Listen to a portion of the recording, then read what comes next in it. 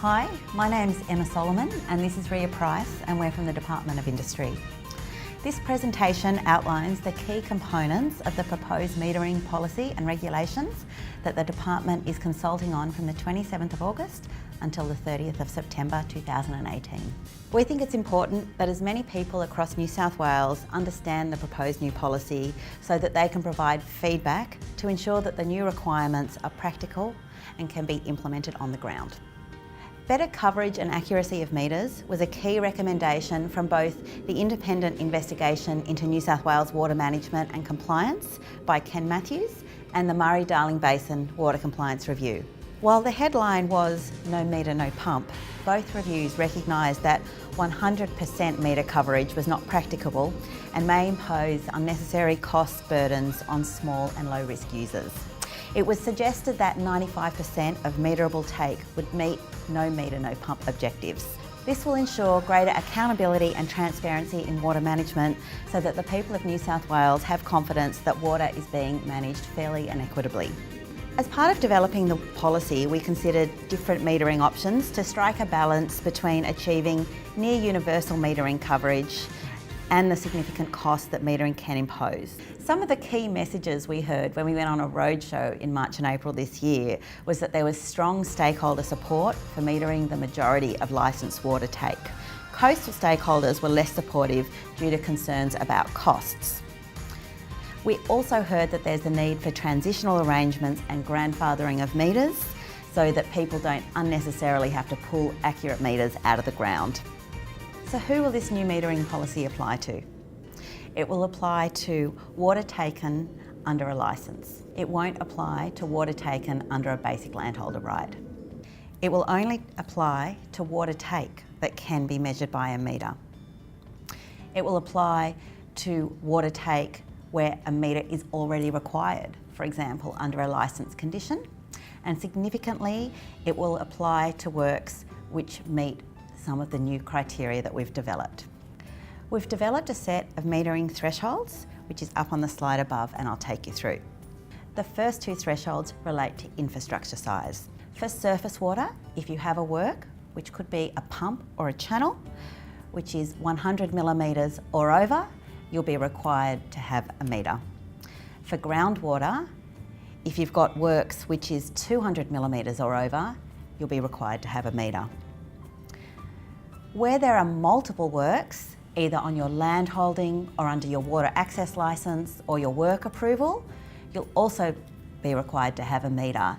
But we've got a couple of options in our policy paper which we'd like your feedback on. We've also identified a number of at-risk groundwater sources where all works will need to have a meter, regardless of size. These are water sources where extraction is at risk of exceeding the agreed extraction limits. Many of the works in these water sources are currently metered, and meter data is critical for managing the resources and ensuring water take is sustainable. So all water users with licensed works will be required to have a meter. The legislation sets out that after 5 years, we're going to review these thresholds. And so these thresholds may change to improve the coverage and standard of meters over time. So why did we choose these thresholds? Firstly, we considered the risks. The infrastructure size thresholds relate to the physical capacity to take water in a water source. The at-risk groundwater threshold relates to the risks of the water source itself. We tried to come up with a policy that was easy to understand, comply with and enforce. The threshold also meets our objective of capturing the majority of water take while minimising costs for smaller users. As you can see from the graph on the slide, the infrastructure size thresholds mean that 95% of infrastructure capacity to take licensed water is covered while only covering 56% of works. My name is Ria Price and I'm the Director of Strategic Policy Delivery with the Water Renewal Task Force in the Department of Industry. Firstly, I'll talk about the 5-year implementation plan for rolling out the metering framework. So we recognise that this needs to be implemented in a staged manner to allow water users and the market to adjust to the new requirements. and in particular to make sure that there are enough patent approved meters available on the market, and also to make sure that we have enough certified installers available to install the new meters. So this 5-year implementation plan is based on risk. So the first stage of the program will require surface water works that are 500 millimetres or larger to be metered by the 1st of December 2019. The second stage of the program will require other users in inland northern regions that meet the metering thresholds to meet the new requirements by the 1st of December 2020. Stage 3 of the program will require remaining users in the inland southern regions to meet the new requirements by the 1st of December 2021. And Stage 4 of the program will apply to all other users in the state, particularly coastal users, who will need to meet the new requirements by the 1st of December 2023. And that will bring us to the 5-year review of the thresholds. So what standards will apply to meters under this new framework? You'll see on the slide a summary of the requirements that will apply to meters under the new regulations. And the ultimate objective of these standards is that meters will be accurate, they will be tamper-proof, and they will be auditable. So firstly, I'll talk about the requirements for new and replacement meters. So new and replacement meters must be patent approved, and they must be installed by a duly qualified person in accordance with the requirements of the Australian Standard 4747. These meters will also be required to have tamper evidence seals and data loggers. Also, meters that meet the infrastructure size thresholds will also be required to have telemetry. But we also recognise that transitional arrangements are required for existing meters that may still be accurate and performing well. So if you have an existing meter that is above the infrastructure size thresholds, you will have the opportunity to demonstrate that that meter is performing to within plus or minus 5% in the field if you would like to keep that meter rather than replace it with a new one.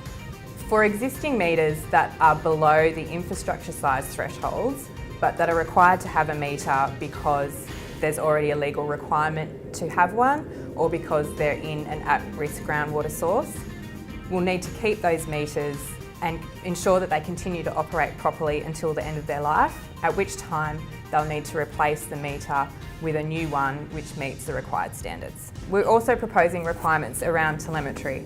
So all meters that are above the infrastructure size thresholds will be required to have telemetry. However, we're not proposing to impose this requirement on smaller users that are below the infrastructure size thresholds in order to minimise unnecessary costs for smaller users. We also consulted with the community earlier in the year on the issue of who should own meters. The new framework proposes that meters should be privately owned, and we've got 2 reasons for this proposal. The first is that it will provide greater choice and flexibility for water users to invest in the technology that best suits their business needs. The second reason is that it will provide greater clarity around the compliance obligations, as all of the requirements for purchasing, installing, maintaining, using and repairing meters will rest with the water user. And this aligns with the current legal framework, where those compliance obligations rest with the licence or approval holder, regardless of who owns the metering equipment. In line with this policy, we also propose that meters that are currently government owned will transfer to private ownership, and we're seeking your feedback on how this should occur. So we are seeking feedback from the community on these proposed requirements through a public consultation process, which is now running from the 27th of August until the 30th of September 2018.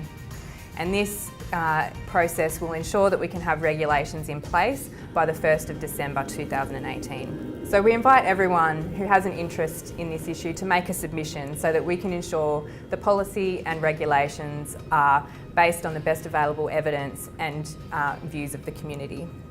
You'll find a range of information on our website. Firstly, there's a consultation paper which outlines these policy requirements in more detail. Alongside that, you'll be able to review a copy of the draft regulation. The draft regulation includes a number of mandatory conditions that we would like your feedback on. Submissions are due by the 30th of September 2018, and you can submit those submissions via the website, or you can email the email address that's showing on the slide. We look forward to receiving your feedback.